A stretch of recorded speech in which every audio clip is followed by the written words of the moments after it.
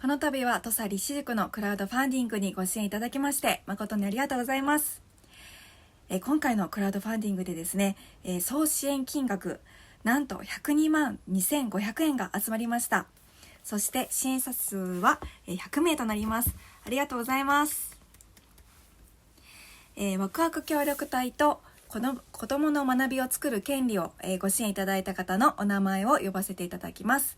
まずワクワク協力隊から呼ばせていただきます。シュート4404さん、ユーザー 4CDFE6AD3924 さん、ケン亀井さん、ユーザー 01785127C2A4 さん、ドゥイットアカペラさん、まこっちゃん、ゲスト T57B8CC3B4 さん、ケイ竹之内さん、ゲスト 2BEA6AF6EE さん、ミッチーさん、以上になります。続きまして子どもの学びを作る権利の単発チケットの方を呼ばせていただきます。関係0614さん、ジャパンエデュケーションハッピーさん、ももちゃん、土佐橋さん、ノラファームさん、やっこ12172014さん、ミッチーさん、キリン1125さんです。ありがとうございます。